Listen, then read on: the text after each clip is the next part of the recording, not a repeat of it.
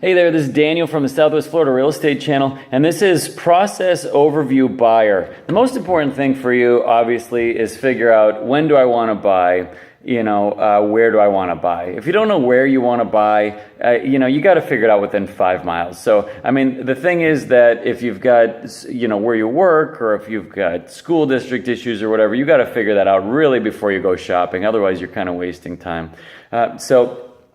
The other thing is how you're going to buy it. If you're doing this for cash, then fine. If you're financing it, it really makes sense to talk to a lender before you do that. A lot of times people they look around online and they really don't have any basic criteria for how to figure out, what a purchase price could be. They say, well, maybe I want to, buy it for $250,000, but we got to figure out how much we're financing, how much is down payment, what your monthly payments are going to be in total. And the best way to start that is by talking to a lender. That would be either go to a bank or your own lender, or your real estate professional helps you find a mortgage loan originator or something like this. So that's that.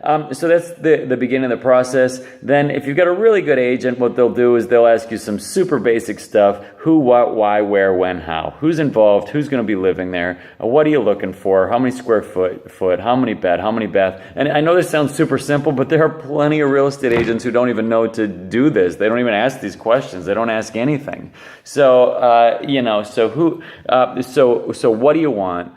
Where do you want it to be? When are you going to buy? Obviously, from a real estate professional's perspective, I want to buy tomorrow is best. But from your perspective, maybe you need to buy in a year. Well, if you're buying in a year and, you're in a hot real estate market like here in Southwest Florida, going shopping right now, it might be a nice, fun little thing for you to do, but it's not really going to accomplish anything, because everything that you want to look, if it's still available next year, it's because your seller's way overpriced. There's, properties are not decent, priced properties are not staying on the market for 12 months. So, wait until you're ready to buy in a couple months before you really go shopping very seriously. So, all right, so that's it. So you go shopping, you write an offer.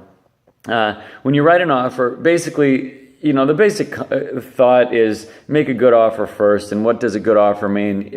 Again, how many real estate professionals don't even do this? But the reality is you got to do a market analysis, figure out what that thing is worth. Just because a seller asks for something doesn't mean that's what it's worth. You got to have a real estate professional do a market analysis and see what the competitive market is. So that's that. Then you write an offer. And that offer is either accepted, rejected, or rejected and countered. And then if you put a deal together, then the documents go to the appropriate parties. They go to title. Okay, you can pick your own title company, buyer in most cases. There's some locations like Fort Myers Beach where there's kind of a culture where the seller picks it, but the state law says that a buyer can choose their own title company or attorney. And send the earnest money there. The real estate professional is required by law to, within 10 business days, notify the buyer of where any earnest money is being held, if it's being held with a title company or an attorney.